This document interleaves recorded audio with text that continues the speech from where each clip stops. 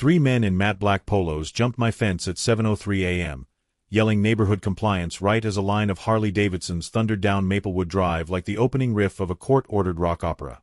The fake security's bravest member took one look at the lead rider, my cousin Joel, with a smile like a speed limit violation, and dropped his clipboard so fast it achieved temporary flight.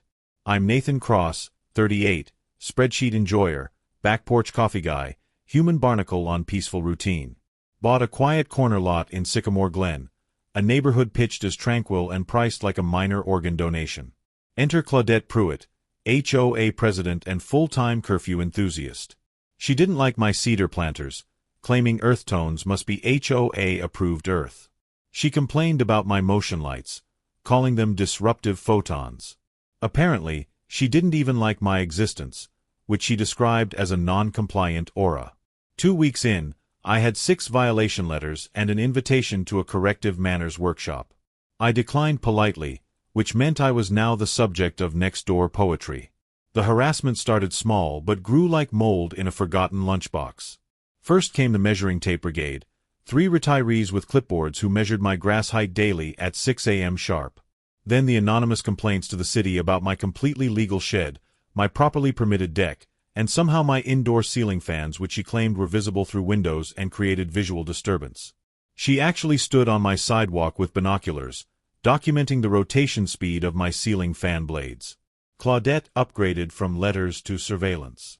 A ring of solar lawn gnomes appeared at my fence line, each with a tiny camera eye that blinked like judgmental fireflies. She audited my trash lids with a ruler, told the mail carrier I'd been stockpiling contraband lumber, and hired security for the pool because my quiet lap swims disturbed the decorative lifeguard chair. The security consisted of 3 guys with rental radios, airsoft holsters, and a GMC with blinking Christmas lights stuck to the grill. They trespassed to measure my porch swing while I was at work, then left a citation for unregulated oscillation. The situation escalated when these rent-a-cops started showing up at odd hours. They'd shine flashlights through my windows at 2 a.m., claiming routine perimeter checks. They photographed my car's tire pressure, documented the angle of my mailbox flag, and once tried to ticket me for excessive bird feeder capacity. The leader, a guy named Brett who wore his polo tucked into tactical cargo shorts, actually knocked on my door during dinner to inform me that my indoor lamp was creating an unapproved light temperature that violated subsection 12.4 of the HOA aesthetic guidelines. I started keeping records of everything. Every trespass, every false claim, every bizarre measurement session. My security cameras caught Brett trying to jimmy my gate lock at 3 a.m. while muttering about probable cause for garden hose inspection. Another video showed him attempting to scale my fence with a tape measure between his teeth, only to fall backwards into Claudet's prized rose bush. The best footage captured all 3 security guards having a 20-minute debate about whether my doormat was burgundy or maroon, as apparently only one was HOA compliant. Things ripened into felony when Claudet filed a nuisance complaint claiming I ran an illegal motorcycle chop shop, apparently because my cousin Joel visited once on an actual motorcycle like a free American. She handed the security footage to the county, which might have been compelling if it wasn't obviously spliced TikTok B-roll of a completely different garage in Arizona with a cactus and a hummingbird. The deputy who swung by did a slow blink, asked if I'd been to Arizona lately, and I pointed at my fern. Meanwhile, Claudet's rent-a-guards attempted another exterior audit, hopping my fence. This time I was home. Also this time, family reunion. My cousin Joel wasn't just any cousin. He was Master Sergeant Joel Cross, recently retired after 22 years in the Army, with 2 tours in Afghanistan and a sense of humor drier than military coffee. When I called about Claudet's latest stunt, he laughed for a solid minute, then said he'd handle it. What I didn't expect was for him to bring backup in the form of our cousins Miles and Tito, both veterans themselves. Miles did 3 tours in Iraq as a combat engineer, and Tito was a former military police investigator who now worked fraud cases for the state. The morning of the fence-jumping incident, I was drinking coffee on my back porch when I heard the familiar rumble. Not just one Harley, but 3, each one louder than Claudet's entire collection of wind chimes that she mysteriously deemed acceptable despite their decibel level. Joel rolled up first, wearing his leather vest with his unit patches, followed by Miles and Tito in similar gear. They parked right in my driveway, engines echoing off every HOA-approved beige house on the block. Cue the Harleys. Joel and our two cousins Miles and Tito rolled in like thunder with good manners and bad patience for pretend badges. The rent-a-guards puffed up until Joel asked very nicely for their state license and bond number. Their radios suddenly discovered silence. I called the real sheriff. Tito called his friend at the State Board of Private Security. Miles set his phone to record and narrated like a documentary about foolish mammals. The deputy arrived, looked at the security decals, which were vinyl stickers applied crooked, and went from polite to paperwork. Trespass. Impersonation. Unlawful surveillance on private property. Gnomes collected as evidence, faces down like arrested elves. Brett tried to argue that they had HOA authority, waving a laminated card that looked like it came from a dollar store craft kit. Joel just stood there, arms crossed, while Brett's voice got higher and shakier with each word. When Brett claimed they were licensed security professionals, Tito pulled out his phone and read the actual state statute about private security licensing, including the penalties for impersonation.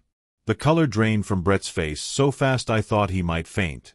His two partners had already started backing toward their GMC, suddenly very interested in anywhere else they needed to be.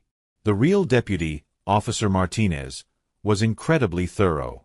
He documented every fake badge, every unauthorized entry caught on my cameras, and every fraudulent citation they'd issued. When he found out they'd been collecting fines from residents and pocketing the money, he called for backup. 2 more squad cars arrived, and suddenly Claudet's fake security company was having a very real law enforcement experience. Brett actually tried to run but tripped over one of the surveillance gnomes, landing face first in my freshly mulched flower bed. Investigators traced the security company to a P.O. box rented by surprise Claudet Puit, who'd been funneling HOA special assessment funds into her side hustle Pruitt Protective Services LLC, which had exactly 0 permits and 1 Canva logo. At the emergency HOA meeting, half the neighborhood showed up in cargo chairs and scandal sunscreen. The deputy played her Arizona garage mashup on a projector. When the saguaro slid on screen, the room exhaled in one long disappointed "oh." Claudet tried to gavel the deputy. The deputy politely gavelled back with handcuffs which have more bass. As she was escorted out, the Harleys outside revved once like punctuation while Joel handed out earplugs and lemon bars.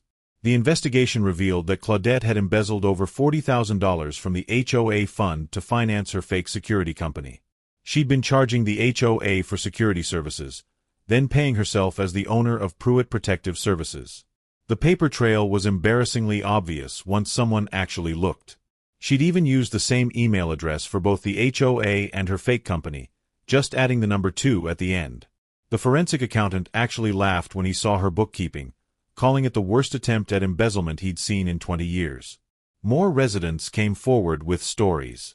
The Johnsons had been fined $300 for having an unapproved shade of white trim that turned out to be the exact HOA-approved shade. The Nguyen's were charged $500 for ethnic cooking smells, which wasn't even a real violation and was wildly inappropriate.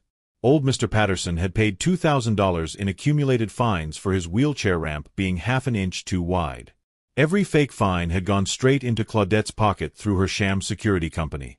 Claudet lost the presidency, the P.O. box, and her collection of surveillance gnomes. The county charged her with misappropriation of funds, filing a false report, criminal trespass, and improper deployment of novelty lawn statuary.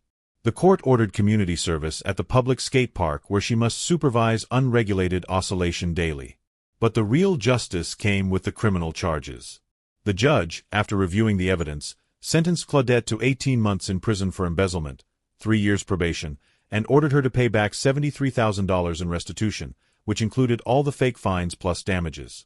Her face went from HOA beige to prison jumpsuit orange as the bailiff led her away, her final words being a shriek about how the handcuffs clashed with her approved jewelry guidelines.